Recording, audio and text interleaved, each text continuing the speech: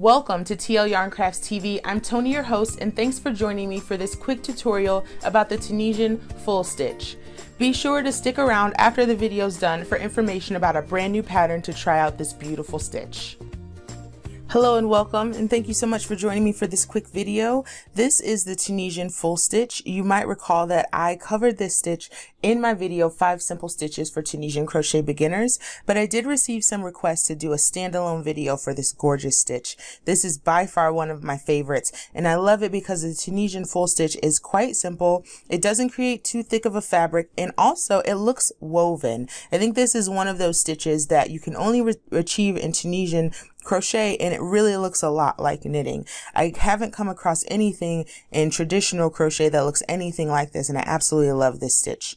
So what's nice about it is it can be worked over any number of stitches. It is pretty easy to increase it, and as you can see, it has a lot of good stretch vertically, not so much horizontally, but it just gives it some integrity, especially if you're going to be making anything like garments or home designs that are going to be stretched and pulled and manipulated a lot.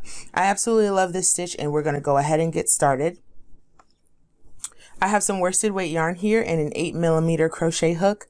If you're working Tunisian crochet, I always encourage you to go up 2 full millimeter sizes from what is suggested on the ball band. I think this yarn suggested a 5.5mm hook, so an 8mm hook is going to work perfectly. So what we're going to want to do is just chain any number of stitches. I think I'm going to chain 8, 2, 3, 4, 5, 6, 7, 8. We're going to do a traditional forward pass and return for the foundation. So we're going to rotate our work to work in the back humps of our chains and pull up a loop in the back hump of each chain across the row. So we should have 8 loops on our hook once we get to the end. And then for the return pass, we're going to chain 1, yarn over, and pull through 2 loops until there are no loops remaining on the hook. Until there's 1 loop remaining on the hook, sorry. All right, so we're back at the beginning, and we've completed our foundation row. Now for the full stitch, it's a 2-row repeat because each row offsets the one below it. What you'll notice about this is to keep those straight edges, you have to kind of keep an eye on the number of loops that you're pulling up. So what happens with this project is you're going to pull up a loop in the spaces between stitches. Now, of course, there are more spaces than there are stitches, so we have to offset them in subsequent rows. So here's what I mean by that. We're going to work our first stitch in the space between our first and second stitches. So we already have 1 loop on our hook. Keep that in mind when you're doing your count. So we're going to pull up a loop in that space between the first and the second stitch, and then we're going to do that all the way across, pulling up a loop between our stitches. So at this point we have 1, 2, 3, 4, 5, 6, 7. Now again, we chained 8. We started with a foundation of 8 stitches, so we always want to have 8 stitches. What we'll do now is we will skip the space between our last 2 stitches, and we will rotate the end of our work towards us, working under the 2 loops that are the last stitch of the row. So we have 1, 2, 3, 4, 5, 6, 7, 8, which is correct. You should always have in Tunisian Full Stitch the same number of stitches at your end of the row as you did in your foundation. So then we're going to chain 1 and complete a standard return pass by pulling through 2 all the way down the project.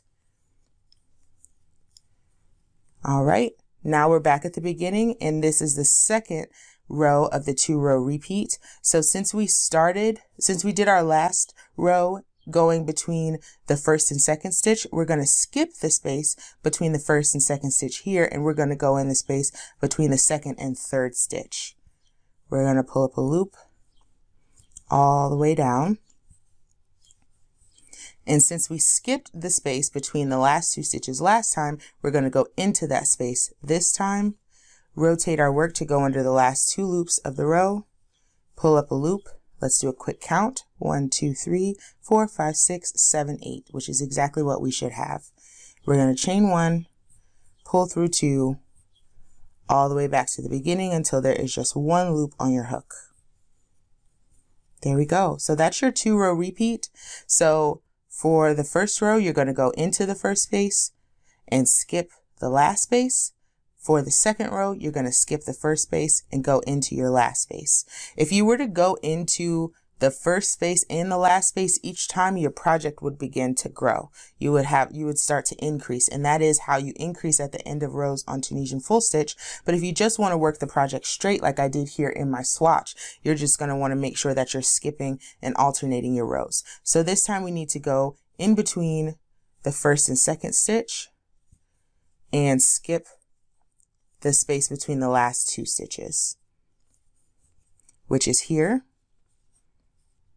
We're going to skip that, rotate our work towards us, working under the last 2 loops. For the last stitch, chain 1, yarn over and pull through 2 all the way back to the beginning of the work. Now this stitch does tend to curl pretty severely, so just be prepared for that because we are working on the front side of our work only. And we're pulling loops forward, so it's going to tend to curl up on us, but you can hit it with some steam to block that out. Now for the second row of our repeat, we're going to skip the space between the first and the second stitch, and we're going to work instead between the second and third stitch. So we're going to pull up a loop here. That's 4, 5, 6. We're working between the last 2 stitches for our 7th stitch, and then rotating our work towards us and working under the last 2 loops for the last stitch for stitch number 8. Chain 1 and pull through 2.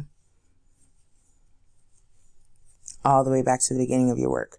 So it's definitely something you have to keep an eye on. This isn't a mindless stitch, otherwise you're going to get some really wonky shaping. But as you continue to work it, and as I can already kind of see here, is you can always tell where your first stitch of your rows went.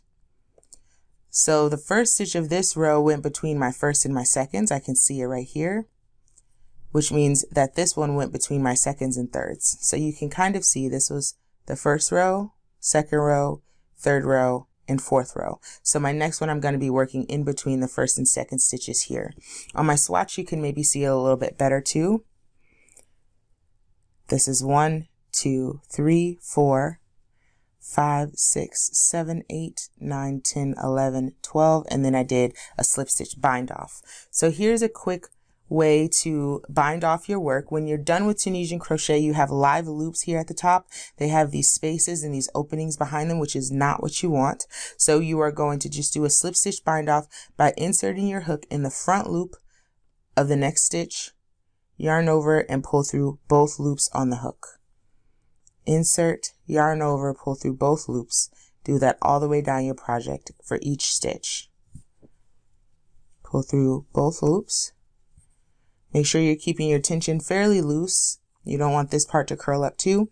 And then you're going to rotate your work towards you, work under those last 2 loops for your last stitch, and do a slip stitch in those as well.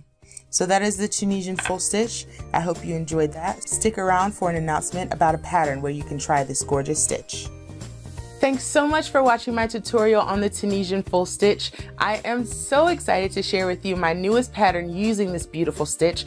This, my friends, is the Beach House throw pillow. I made this giant 20 by 20 pillow to cuddle with on my couch, but you can easily adjust it to any size that you want.